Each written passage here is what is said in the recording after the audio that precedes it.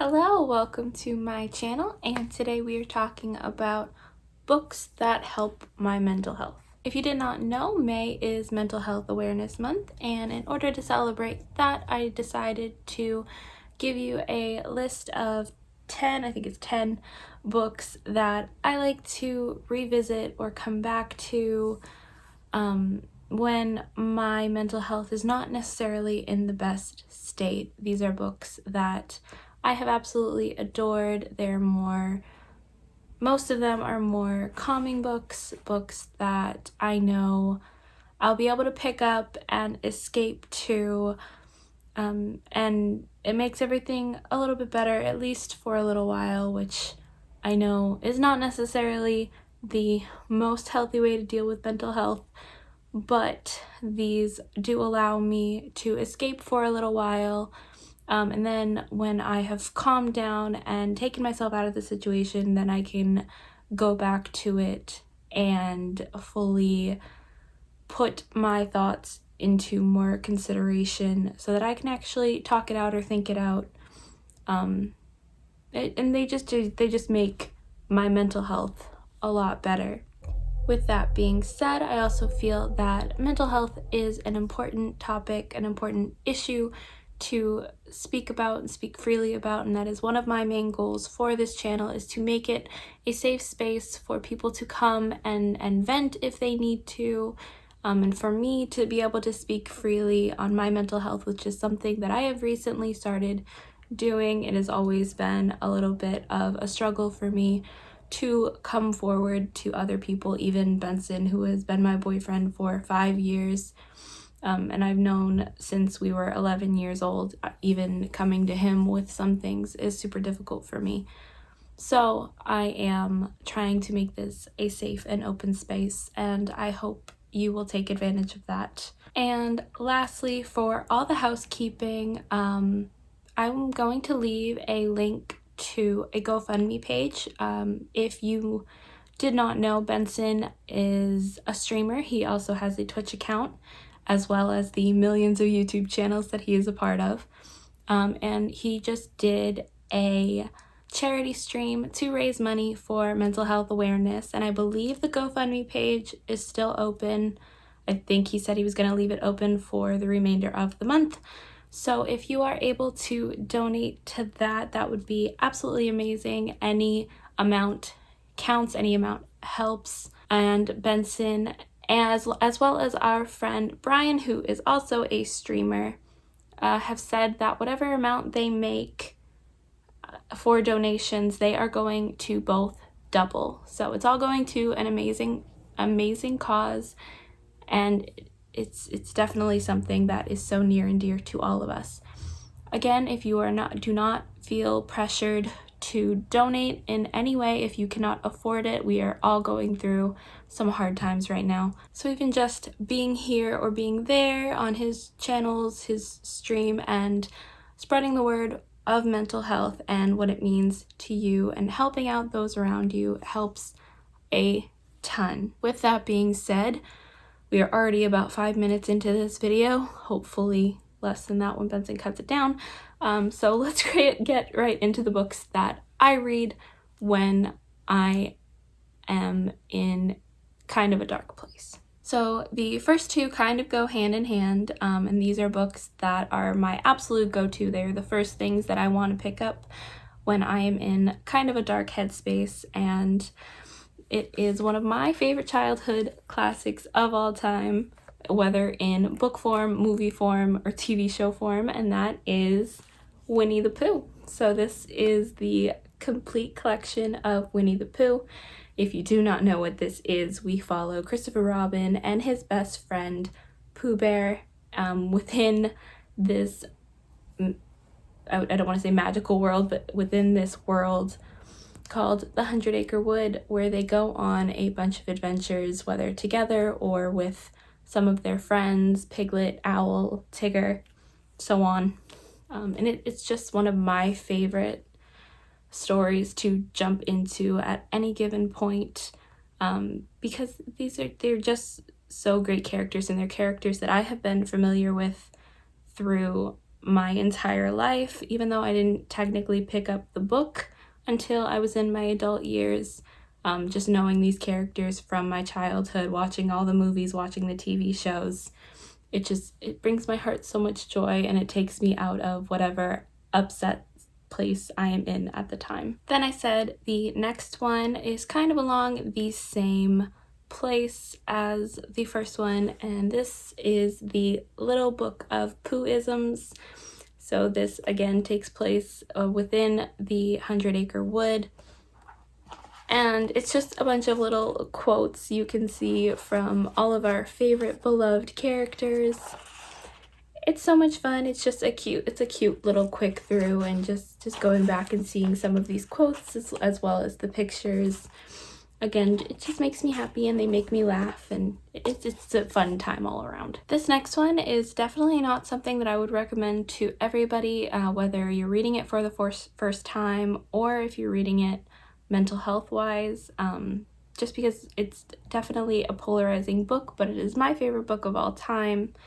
It's one of the first books that I got into when I was redeveloping my love for reading back in high school, and that is The Night Circus. Again, this is a very polarizing read. Not everybody is going to love this book, and if I were to be reading this for the first time, I don't think I necessarily would have connected it to my mental health, but because I know everything that happens, I'm not as anxious going into the story, and being in the place of this circus, being in the setting of this circus is what makes this a calming read for me, because even though this book, I should probably tell you what the book's about first. So this follows our two main characters, Celia and Marco, and they're kind of forced into this competition where neither of them really know or understand the stakes, and they kind of find themselves falling in love in this circus type setting where they are competing against each other to create basically these different exhibits throughout the circus. And they start to kind of fall in love, but they don't realize that within this competition, it may have a deadly outcome. So giving that description, that's not exactly what the story is about. If you're going in based off of that description, you're kind of going in expecting a lot more action, when really most of the story is about the circus. It's not really about the relationship or the romance or the action. It's about the circus. And that is one of the reasons that it makes it a perfect book for me to go back into when I am feeling really anxious, because I know I can sink into this world and escape for a while. This next one is a childhood favorite, and Benson is definitely going to disagree with me on this one, because this is a series that I am making him read while I read them. I've been reading them aloud as I've been recollecting them. But that is the Junie B. Jones series. These are a children's book. They're like super short. But this is a series that I loved as a kid. I remember going to Barnes & Noble with my grandmother and just spending so much time just getting these books or looking for the newest Junie B. Jones book, and just spending the entire afternoon with my grandmother shopping and going to Starbucks and getting lunch, and it was so much fun. So that the nostalgia for that plus this series just makes it the perfect series for me to go back into. Even though reading these as an adult, you kind of realize how much of a little brat Junie B. Jones really is. But still, it is the perfect series for me to jump into when I am feeling anxious or upset in any way. And I just love going on these adventures all over again with her, and I cannot wait to continue recollecting and rereading these series and forcing poor Benson into my issues. This next one is probably one of my favorite manga series so far. I've only read 4 volumes, and I think there's at least 7, but it's my favorite manga series so far, and that is Sleepy Princess in the Demon Castle. This follows our main character who has been kidnapped and she's being held hostage in the demon castle. And all she really wants to do is sleep, so she's pretty much going through this castle and tormenting her captors just so she can find a comfortable, cozy way to sleep all day. And it's hilarious, the antics that she gets into, and she basically makes her captors' lives hell without really meaning to, but like she's doing it for like the purest of reasons, but it definitely doesn't come off as pure and innocent. It's such a funny series, and you're constantly wondering what she's gonna pull next, and it's the perfect series to just be calm and cozy and comfortable. Comfort yourself. That's the word that I'm looking for here. Just comfort. This next one is along the same lines as the Night Circus, in which I would say that the only reason that I would consider this kind of a comfort read for me is because like the Night Circus, I already know what's happening, so all the anxiety is completely thrown out the window. So I just enjoy going back with these characters into this world and reliving the adventure that they go on. And I've talked about this book before. Actually, I've talked about a lot of these books before, but that is The Land of Stories. In this, we follow Alex and her twin brother, Connor, and they've recently lost their father. So to help them kind of get over their depression and their feelings involving that, their grandmother decides to give them what is basically a family heirloom, a book of fairy tales. And they soon discover that it is a magical book that can transport them into the land of stories. Again, I think if I were reading this for the first time, I wouldn't consider it a comfort read because it has so many dark and hard-hitting topics.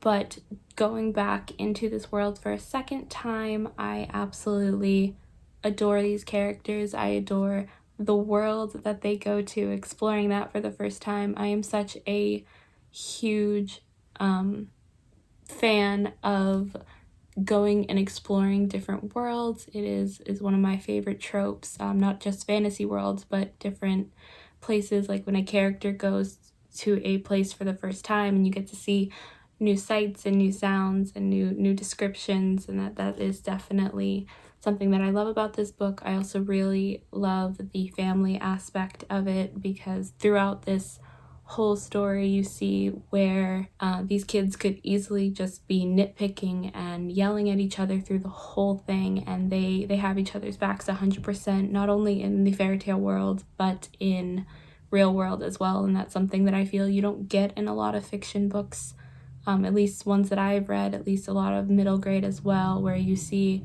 the siblings or the families just being talked down, just talking down to each other and not getting along. But that is definitely not present in these books whatsoever, and that's something that I absolutely adore, and something that takes me out of a really bad place, especially when I'm dealing with things with my own family. So it's nice and refreshing, and it's wonderful. This next one is definitely a booktube favorite. It's a classic. It's something that I feel a lot of people can relate to when I say it's a comfort read for me, and that is Alice in Wonderland. I'm sorry, I don't have the dust jacket. I think it got lost somewhere or broken. But this, especially this copy in particular, it is definitely one of mine that I pick up mostly for the illustrations. Oh, of course, I flip on a page that doesn't have an illustration. Hold on. I love this edition so much for these illustrations alone. It's just, they're absolutely gorgeous, and I think it puts a darker twist on the story of Alice in Wonderland without actually changing anything. So this is the classic version of Alice in Wonderland with different illustrations.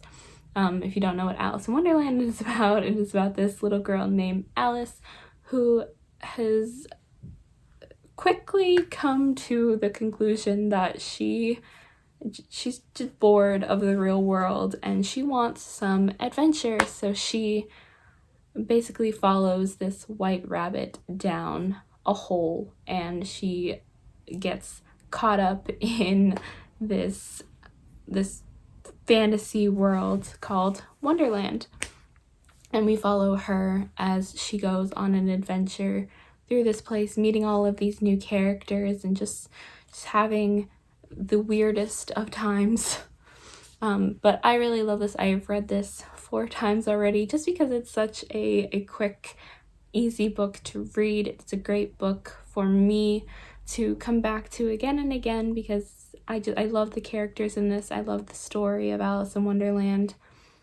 Not so much Through the Looking Glass. I know a lot of people kind of compare those two because like they think it's like the entire thing is one story, but I don't know, I just prefer Alice in Wonderland to Through the Looking Glass. So this next one, you guys are gonna think I'm super twisted for this because this should not be a comfort read. I hate Fairyland. In this, we follow our main character, Gertrude, who is a 6-year-old girl at the start of this series, and she is dragged into this fairyland where basically she's supposed to complete a quest that should only take her 24 hours to complete. However, something gets mixed up. Maybe she takes the wrong turn, or she just doesn't have a very good companion. But this trip ends up taking her 30 years, and we watch her go from this cute little girl who should be having the time of her life to complete murder and mayhem and just craziness as she's walking around Fairyland, annihilating everything in sight. Again, this should not be a comfort read, but it is. So going back to this whole series, it makes me laugh because you see her antics and how much she has grown to truly despise this world and all of the creatures in it, as well as her companion, whose name I'm completely forgetting right now. Larry. His name is Larry. But as well as her companion, Larry, who's basically a drunken fly. Is he a fly? Yeah. Basically a drunken fly who hates Gertrude and just wants her to complete the quest and get it over with because he is technically bound to her until she completes this. And it's so funny. It makes me laugh. It definitely gets me out of a bad headspace.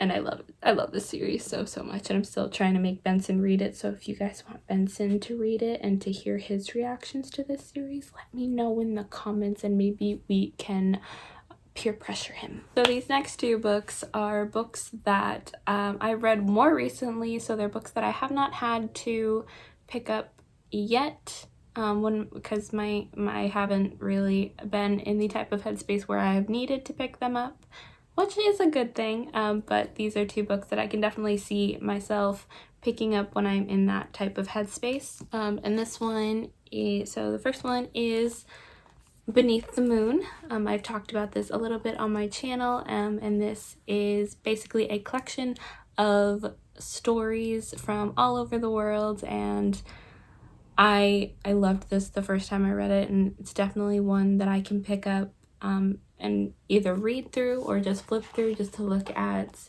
some of the illustrations in here that are just super gorgeous, and I can definitely see me instantly getting into a calm space just by looking at these photos, even if I don't necessarily read the book. This is definitely something that I would love to pick up when I need it. And just the message, I actually read the introduction. I don't always do that, but basically her message, the author's message on why she decided to put all of these collections together for the title Beneath the Moon. Basically she says something along the lines of, you know, even though these stories were written at different times, in different places, we all are beneath the same moon, and it's just absolutely a beautiful sentiment for a beautiful book, and I cannot wait to repick it up again. And lastly, book number 10. This is a book that I have already talked about frequently on this channel, a book that I will continue to talk about frequently on this channel, because I adore it so much. I adore the characters and the world and just everything about it. And that book is Fart Quest. In this, we follow our 3 main characters who are apprentices for their various trades, and they end up losing their masters.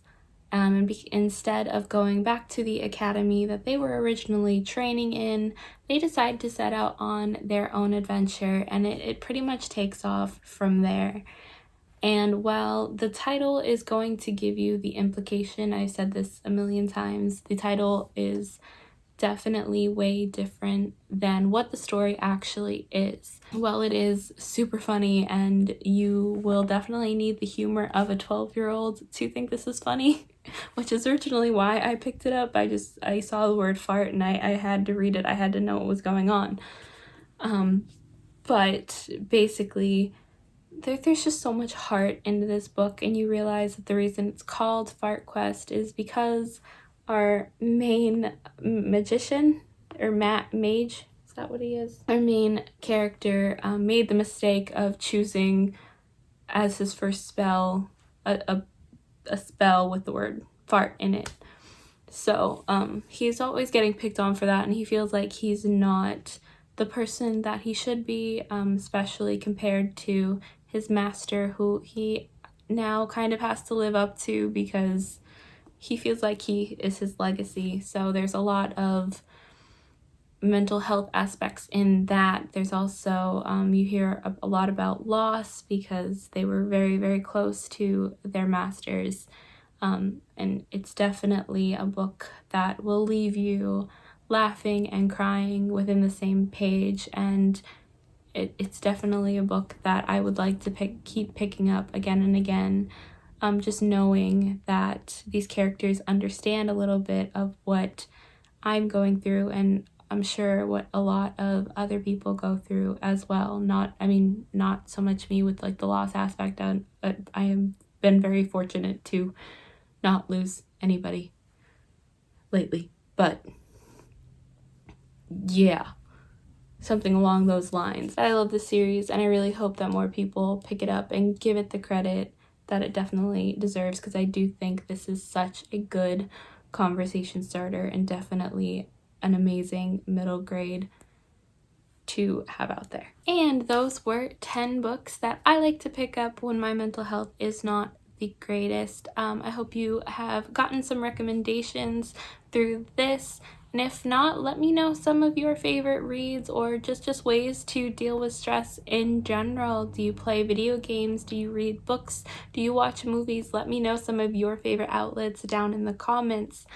With that being said, thank you so much for watching. Be sure to like this video and subscribe if you would like to see more from me, as well as Benson, who is a frequent member of this channel. Again, I will leave his and Brian's link down in the description box below, as well as the link to the GoFundMe if you are able to donate, but there is absolutely no pressure to do so. Just you being here and you showing support for me, Benson, and basically everyone in the community helps so much. Thank you so much for watching. I love you. Bye.